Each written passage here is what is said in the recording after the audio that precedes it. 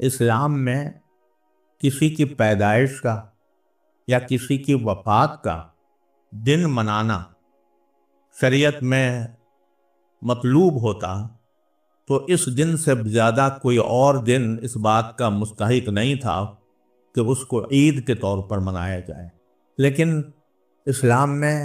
اللہ تبارک و تعالیٰ نے یہ نظام رکھا ہے کہ کسی کی ولادت کا دن یا کسی کی وفات کا دن منانے کا کوئی تصور نہیں ہے۔ دو عیدیں اللہ تعالیٰ نے رکھی ہیں، ایک عید الفطر اور ایک عید الاضحیٰ۔ دنیا کے دوسرے مذاہب میں جو عیدیں ہوتی ہیں وہ کسی تاریخی واقعے کی یاد میں منائی جاتی ہیں، جیسے کرسمس ہے۔ عیسائی جو مناتے ہیں وہ حضرت عیسیٰ علیہ السلام کی پیدائش کا جو دن سمجھتے ہیں اس کو عید مناتے ہیں۔ لیکن اللہ تعالیٰ نے جو دو عیدیں مقرر فرمائیں ان میں سے کوئی بھی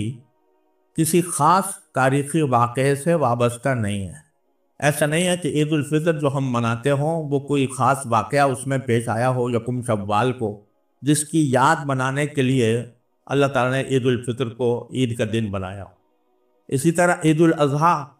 وہ عید بھی کسی خاص تاریخی واقعے کی یاد میں نہیں منائی جاتی۔ یہ درست ہے کہ حضرت ابراہیم علیہ السلام نے اس مہینے میں قربانی پیش کی تھی، لیکن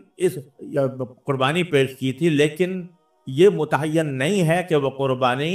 ذوالحجہ کے مہینے میں ہوئی تھی، کوئی تاریخ اس کی معلوم نہیں۔ لہذا عید الاضحیٰ بھی کسی تاریخی واقعے کی یاد میں نہیں منائی جاتی، بلکہ دونوں عیدیں اللہ تبارک و تعالیٰ نے ایسے موقع پر رکھی ہیں جبکہ مسلمان کسی عظیم عبادت کی خود تکمیل کرے۔ عید الفطر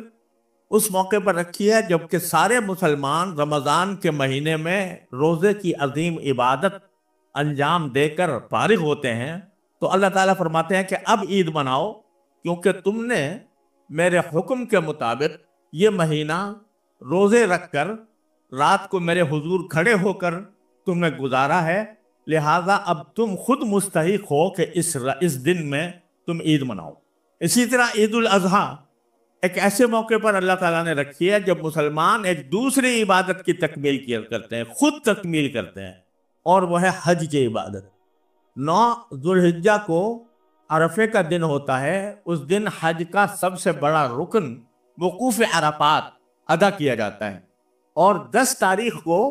سارے حج کے ارکان کی تکمیل ہو جاتی ہے۔ اس وقت فرمایا کہ اب عید مناؤ۔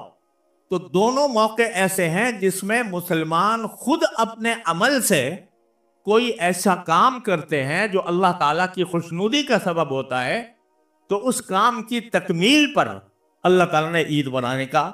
حکم دیا، عید الفطر میں بھی اور عید الاضحیٰ میں بھی۔ لیکن کسی واقعے کی یادگار کے طور پر عید منانے کا تصور اصل میں اسلام میں نہیں ہے، اور اس کی واضح دلیل یہ ہے کہ حضور نبی کریم سرورت عالم صلی اللہ علیہ وسلم کی ولادت کا دن، میں نے ابھی عرض کیا کہ مورخین کے نزدیک اس میں اختلاف ہے کہ 9 ربیع الاول تھی یا 12 ربیع الاول تھی، اور خلفائے راشدین رضی اللہ تعالیٰ عنہ مجمعین ان کا زمانہ گزرا، صحابہ کرام جو نبی کریم صلی اللہ علیہ وسلم کی ایک آواز پر اپنے جانیں قربان کرنے کے لیے تیار رہتے تھے، ان کے سامنے ربیع الاول کا مہینہ ہمیشہ ہر سال آتا تھا۔ صدیق اکبر کے دور میں بھی، فاروق اعظم کے دور میں بھی، حضرت عثمان کے دور میں بھی، حضرت علی کے دور میں بھی، لیکن کبھی انہوں نے اس یوم ولادت کو عید کے طور پر منانے کا کوئی خیال ان کو نہیں آیا۔ تو اس لیے میں نے عرض کیا کہ اگر اسلام میں کسی شخص کی ولادت یا وفات کا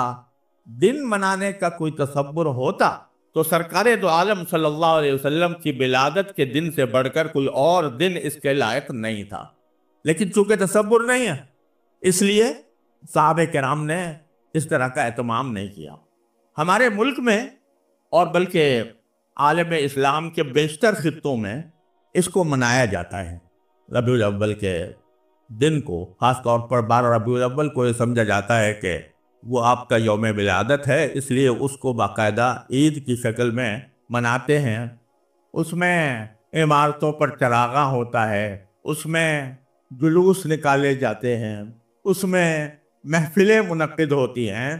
جس میں نبی کریم صلی اللہ علیہ وسلم کی ولادت کا تذکرہ ہوتا ہے، جس میں سرکار دو عالم صلی اللہ علیہ وسلم کی سیرت و سنت کا تذکرہ ہوتا ہے، جگہ جگہ گلی گلی جلسے ہوتے ہیں۔ یہ سب کارروائی تو بے شک ہو رہی ہے، لیکن سوال یہ ہے کہ اتنی خوشیاں منانے کے نتیجے میں کیا ہماری زندگی میں کوئی تبدیلی، کوئی انقلاب کبھی آتا ہے؟ جلوس بے شک نکال لیا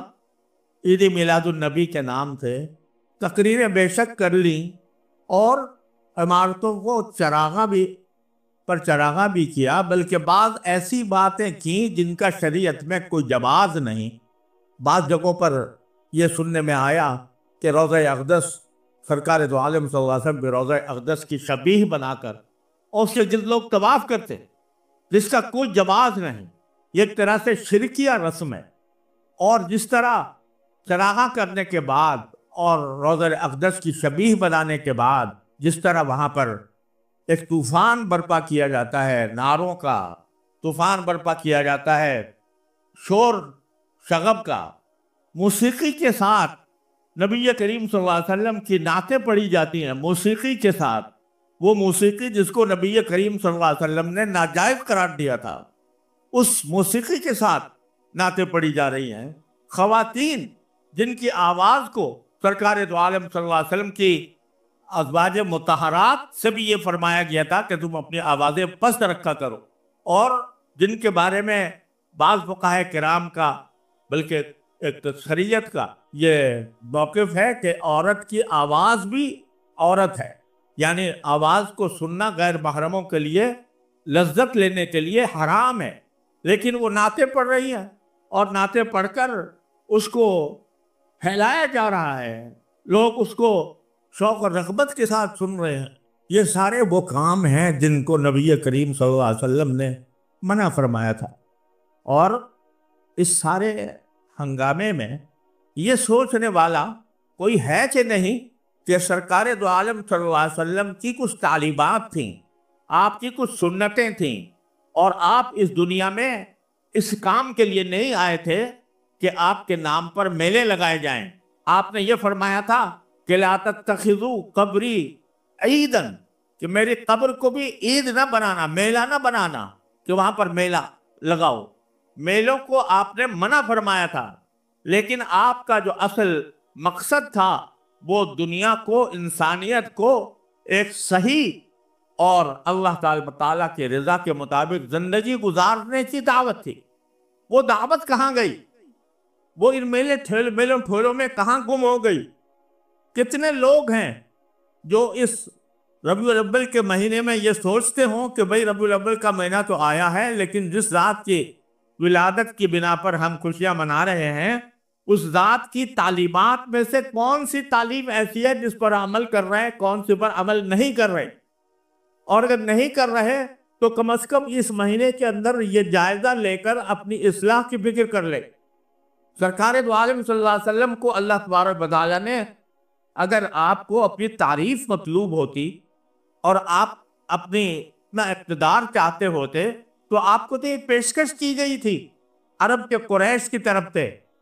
اور یہ کہا گیا تھا کہ اگر آپ دولت چاہتے ہیں تو ہم ساری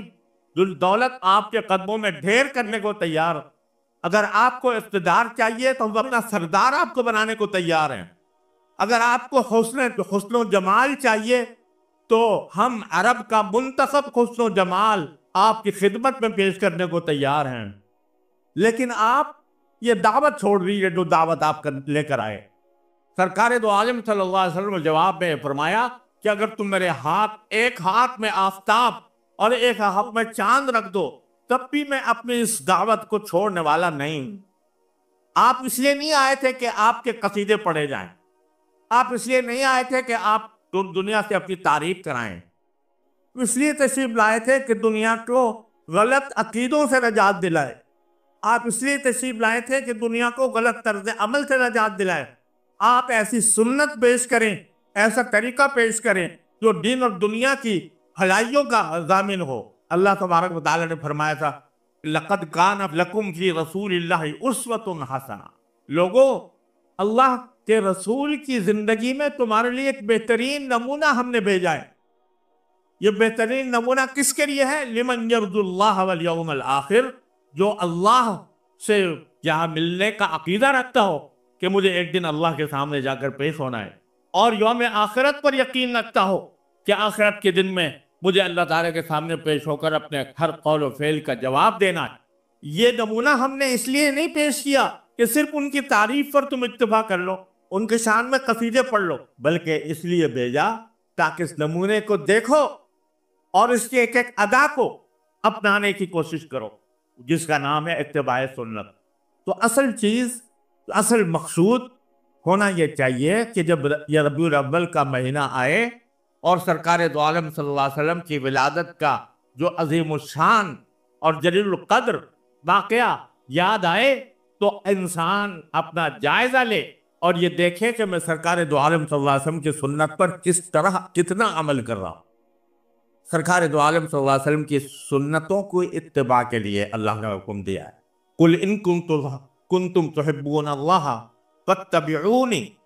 اللہ تعالیٰ نے حضور اقدس صلی اللہ علیہ وسلم سے فرمایا کہ اگر تم اللہ سے محبت رکھتے ہو واقعتاً،